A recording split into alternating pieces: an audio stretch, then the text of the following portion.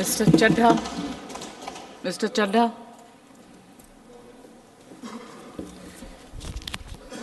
क्या बीजेपी भारत देश में निष्पक्ष चुनाव खत्म करना चाहती है? क्या भाजपा की सरकार लोकतंत्र की कोई अहमियत नहीं समझती? क्या भाजपा की सरकार के लिए संवैधानिक संस्थाओं की कोई अहमियत नहीं है? क्या भाजपा सरकार हर संवैधानिक संस्था को अपनी कठपुतली बनाना चाहती है? क्या भाजपा सरकार सुप्रीम कोर्ट के फैसले की कोई सम्मान नहीं करती, उसकी कोई अहमियत नहीं समझती? ये कुछ सवाल हैं जो बिल पढ़ने के बाद मेरे जहन में आए, और वो इसलिए आए क्योंकि इस बिल के माध्यम से ये सरकार चुनाव आयोग को पूरी तरीके से अपने नियंत्रण में लेना चाहती है, यानी कि चुनाव आयोग पे पूर्ण कब्जा चाहती है। मैम, चुनाव आयोग के 3 सदस्य होते हैं, एक मुख्य चुनाव आयुक्त यानी कि चीफ इलेक्शन कमिश्नर और 2 अतिरिक्त इलेक्शन कमिश्नर्स। इनकी चयन और नियुक्ति इस बिल के माध्यम से पूरी तरीके से सरकार के हाथों में आ जाएगी, और वे जिसको चाहें, चाहे वो पार्टी का शख्स हो, यस मैन हो, पार्टी मैन हो, जिस मर्जी को चाहें वे चुनाव आयुक्त बना सकते हैं। चुनाव आयोग की हमारे देश के चुनावों में बड़ी महत्वपूर्ण भूमिका है। किसका वोट बनेगा, किसका वोट कटेगा, ये चुनाव आयोग तय करता है। किस तारीख पर चुनाव होगा, कितने चरण में चुनाव होगा, ये चुनाव आयोग तय करता है।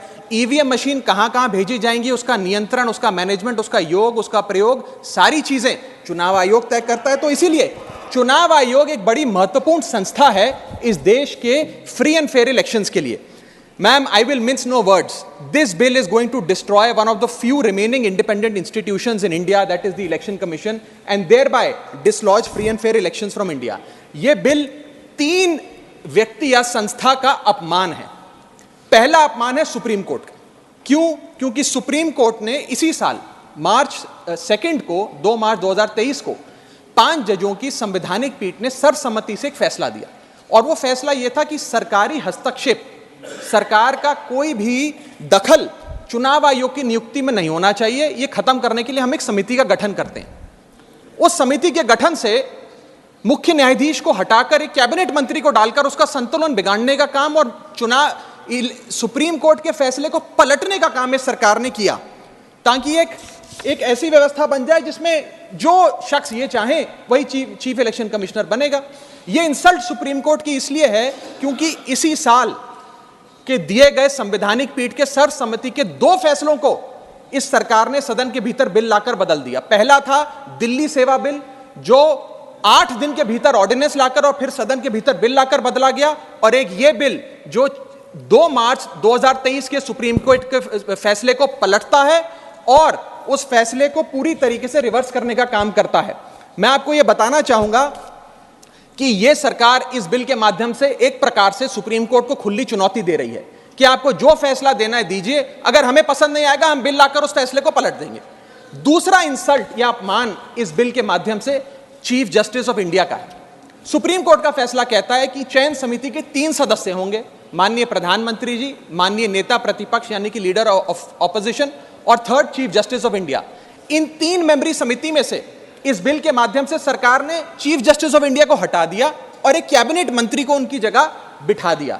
चीफ जस्टिस ऑफ इंडिया से इतना परहेज कि साफ तौर पे उन्हें इस समिति से हटाने के लिए इस बिल को लाया गया। मैं सरकार को याद कराना चाहूंगा कि समय समय पर इलेक्टोरल रिफॉर्म्स के लिए इस देश में कमेटियां बनी, और अधिकांश कमेटियों ने यह फैसला दिया, यह रिपोर्ट दी, यह सजेशन दिया कि समिति के भीतर चीफ जस्टिस ऑफ इंडिया यानी कि इस देश की न्यायमूर्ति को जरूर होना चाहिए। चाहे वो तारकुंडे कमेटी हो, दिनेश गोस्वामी कमेटी हो, वोरा कमेटी हो, इंद्रजीत गुप्ता कमेटी हो, जीवन रेड्डी कमेटी हो, या फिर इसी सरकार की लॉ कमीशन की रिपोर्ट हो।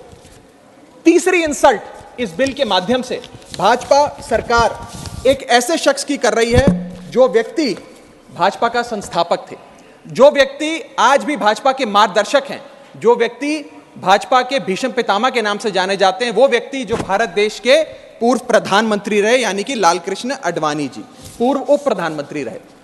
मैम, 2 जून 2012 को, और मैं राज्यसभा के पटल पे इस लेटर को रखूंगा, 2 जून 2012 को माननीय लालकृष्ण आडवाणी जी ने उस समय के प्रधानमंत्री डॉक्टर मनमोहन सिंह को पत्र लिखकर कहा कि चुनाव आयोग की जो भूमिका है चुनावों में बड़ी महत्वपूर्ण है, उसकी नियुक्ति पर एक बहुत बड़ा संदेह, प्रश्न चिन्ह लगा हुआ है, और उसकी नियुक्ति सरकार के हाथ में नहीं होनी चाहिए। और वो लिखते हैं, the present system whereby members to the election commission are appointed solely on the advice of the prime minister does not evoke confidence in the people.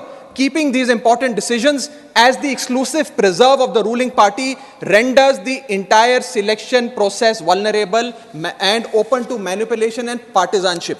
और वो कहते हैं कि समिति 5 सदस्यों की हो जो सीईसी की चयन करे, उनकी नियुक्ति करे, जिसमें प्रधानमंत्री हो, जिसमें लीडर ऑफ ऑपोजिशन लोकसभा हो, जिसमें लीडर ऑफ ऑपोजिशन राज्यसभा हो, जिसमें चीफ जस्टिस ऑफ इंडिया हो और कानून मंत्री हो। यानी कि 2 सदस्य सरकार के, 2 सदस्य ऑपोजिशन के और 1 न्यायपालिका के। ये समिति बड़ी अच्छी है। यानी कि अडवाणी जी भी चीफ इलेक्शन कमिश्नर की स्वतंत्रता के लिए, चुनाव आयोग की स्वतंत्रता के लिए लड़ते रहे, लेकिन इन लोगों ने अडवाणी जी को भी उनके हक की, उनके अधिकार की बात नहीं दी। आज मैं सदन में दूसरी बार लालकृष्ण अडवाणी जी के हक की, उनके अधिकार की बात मांगने के लिए खड़ा हुआ हूं। पहला जब उन्होंने दिल्ली सेवा बिल पर कहा था दिल्ली को पूर्ण राज्य का दर्जा दिया जाए, और आज जब उन्होंने कहा कि चीफ इलेक्शन कमिश्नर की नियुक्ति स्वतंत्रता से हो, निष्पक्ष तरीके से हो। आगे मैं 3 महत्वपूर्ण कारण बताना चाहूंगा मैडम, जिसके चलते ये बिल को आज मैं और मुझे लगता है समस्त विपक्ष अपोज करता है। पहला कि ये बिल पूरी तरीके से इलीगल है, गैर कानूनी है, और वो इसलिए है क्योंकि you can not reverse a supreme court judgment without changing the very basis of it. यानी कि अगर आपको सुप्रीम कोर्ट के फैसले को पलटना है तो सुप्रीम कोर्ट जिस फैसले को देते हुए जिस आधार को रेफर करता है, आपको उस आधार को बदलना पड़ेगा। आप सीधा फैसला नहीं पलट सकते।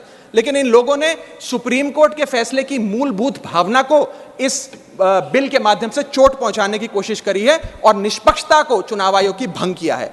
दूसरी कारण क्यों ये बिल गैर कानूनी, इसलिए क्योंकि ये बिल बेसिक स्ट्रक्चर, मेरा माइक चला गया, क्योंकि ये bill basic structure of the constitution के खिलाफ है। Basic structure of the constitution है free and fair elections, basic structure of the constitution है निष्पक्ष चुनाव और डेमोक्रेसी। अगर बायस्ड इलेक्शन कमीशन होगा तो चुनाव भी बायस्ड होगा। अगर गैर निष्पक्ष तरीके से चुनाव आयोग चुना जाएगा तो हिंदुस्तान में चुनाव भी गैर निष्पक्ष तरीके से होंगे। इसीलिए यह basic structure of the constitution को भी पूरी तरीके से वायलेट करता है। मैं आगे बताना चाहूंगा कि दूसरा महत्वपूर्ण कारण क्यों यह बिल एक प्रकार से सरकार के हाथ में चुनाव आयोग का पूरा नियंत्रण दे देता है। Why is the selection committee biased in the favour of the government? Supreme court ने कहा 3 मेंबरी समिति होगी जो तय करेगी कि चुनाव आयोग में कौन कौन बैठेगा, प्रधानमंत्री, लीडर ऑफ ऑपोजिशन और चीफ जस्टिस ऑफ इंडिया। इसमें से चीफ जस्टिस ऑफ इंडिया को निकाल बाहर कर एक कैबिनेट मिनिस्टर को इसमें डालकर पूरा नियंत्रण सिलेक्शन समिति का इन लोगों ने बिगाड़ दिया, जिसके चलते आज इस समिति में सरकार के पास 2 वोट हैं। 2:1 से सारे फैसले मेजॉरिटी से सरकार ले सकती है। इसमें सर्वसम्मति से फैसला नहीं लेना, यूनानिमिटी से फैसला नहीं लेना। सरकार चाहे तो 2:1 से कोई भी फैसला ले सकती है। यानी कि सारा नियंत्रण, कौन मुख्य चुनाव आयुक्त होंगे, कौन चुनाव आयुक्त होंगे, यह सरकार के हाथ में आ जाता है। और यह एक ऐसी व्यवस्था बनाता है कि एक पार्टी मैन, एक यस मैन चुनाव आयुक्त बन सकता है। वो दिन भी दूर नहीं कि चाहे भाजपा अगर कल तो संबित पात्रा को चीफ इलेक्शन कमिश्नर बना सकती है मैडम, और 2:1 के रेशियो से संबित पात्रा देश के चीफ इलेक्शन कमिश्नर बन सकते हैं। आप सोचिए कि ये कितना खतरनाक होगा अगर वो चीफ इलेक्शन कमिश्नर बन गए। मैं आगे चलता हूं। पैरा 9 इस सुप्रीम कोर्ट जजमेंट का कहता है, the executive alone being involved in the appointment ensures that the commission becomes and remains a partisan body and the branch of the executive. The independence of the commission is intimately interlinked with the process of appointment. यानी कि supreme court ये कहता है कि चयन का जो पूरा प्रोसेस है वो पूरी तरीके से इलेक्शंस कैसे होंगे, फ्री होंगे कि फेयर होंगे, वो तय करता है। मैं आगे चलता हूं, 14 मिनट है मैडम, अभी तो 6 मिनट बाकी हैं। सुप्रीम कोर्ट आगे अपने पैरा 186 में हाईलाइट करते हुए कहता है, a person who is weak kneed before the powers that be cannot be appointed as the election commissioner. A person who is in a state of obligation or feels indebted to the person who has appointed him fails the nation and can have no place in the conduct of elections, forming the very foundation of our democracy. An independent person cannot be biased. It is important that the appointment must be overshadowed even by a perception that a yes man will decide the fate of the democracy and all its promises. यानी कि केवल निष्पक्ष चयन ही होना जरूरी नहीं है, निष्पक्ष चयन जनता को नजर आना भी जरूरी है। It must not only be done, it must be seen to be done. ये सुप्रीम कोर्ट बात कहता है। मैं आगे चलता हूं। तीसरा कारण कि क्यों हम इस बिल को अपोज कर रहे हैं वो है कि ये जो प्रपोज्ड सिलेक्शन कमिटी है इसमें कोई चेक्स एंड बैलेंसेस नहीं है। चेक्स एंड बैलेंसेस इसलिए नहीं है क्योंकि सारे फैसले तो सरकार के पक्ष में होंगे, 2 मंत्री सरकार के उसमें बैठे हैं, एलओपी को मात्र फॉर्मेलिटी के लिए इसमें बिठाया गया है, तो एक प्रकार का फिक्स्ड मैच इसमें नजर आता है। अब आप ही सोचिए, 3 मेंबरी समिति है जिसमें माननीय प्रधानमंत्री जी हैं, मान लेते हैं हमारे सदन के लीडर ऑफ ऑपोजिशन मल्लिकार्जुन खड़गे जी उसके सदस्य हैं, और 3rd मेंबर अर्जुन मेघवाल जी कानून मंत्री यहां बैठे हैं वो हैं। अब इनकी बैठक चल रही है, इसमें माननीय प्रधानमंत्री जी कहते हैं कि मैं रमेश नाम के शख्स को चीफ इलेक्शन कमिश्नर बनाना चाहता हूं। खड़गे साहब कहते हैं कि मैं रमेश को नहीं सुरेश को चीफ इलेक्शन कमिश्नर बनाना चाहता हूं। क्या अर्जुन मेघवाल जी जो इसी सरकार के कानून मंत्री हैं वो प्रधानमंत्री जी को ये कह सकते हैं कि नहीं नहीं नहीं प्रधानमंत्री जी रमेश ठीक नहीं है, खड़गे साहब ने जिसको नॉमिनेट किया है सुरेश, मैं भी उसी के हक में वोट देता हूं, उसका चयन हो, वो चीफ इलेक्शन कमिश्नर बने? ये तो हो ही नहीं सकता। तो जो सरकार चाहेगी वही होगा। तो एक प्रकार से निष्पक्षता और स्वतंत्रता चीफ इलेक्शन कमिश्नर की खत्म करने का काम ये करती है। हमने एक बचपन में एक मुहावरा सुना था, जिसकी लाठी उसकी भैंस। तो ये पूरी तरीके से इस बिल में सिद्ध होता है कि लाठी भी इनकी, तो फिर इस कानून के माध्यम से भैंस भी इनकी।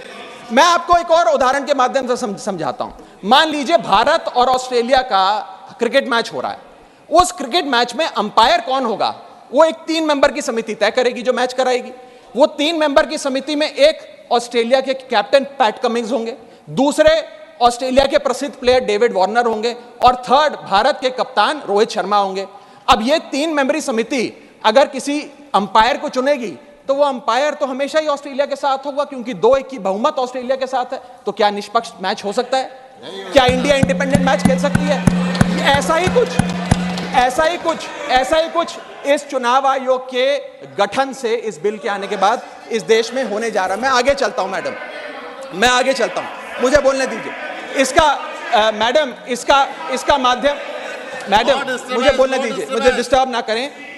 यह बिल 3 की टेस्ट पे फेल होता है, the test of independence, the test of neutrality and the test of constitutionality. यह हमारा कॉन्स्टिट्यूशनल इंपेरेटिव है कि देश में चुनाव आयोग निष्पक्ष हो, ताकि चुनाव निष्पक्ष हो। अगर चुनाव आयोग निष्पक्ष नहीं होगा तो चुनाव निष्पक्ष नहीं होंगे और लोगों की आस्था इस लोकतंत्र से डगमगा जाएगी। मैं सरकार को कहना चाहता हूं, अगर सरकार सुप्रीम कोर्ट के इस फैसले को पलटना चाहती है, अगर सरकार चीफ जस्टिस ऑफ इंडिया को इस समिति से हटाने के लिए इतनी बेकरार है, तो मैं आज सुझाव लाया हूं कानून मंत्री जी। 3 सुझाव मेरे, इनमें से अगर आप कोई सुझाव स्वीकार कर लें तो मुझे लगता है सारा हाउस एक आवाज में आपके इस बिल का समर्थन करेगा।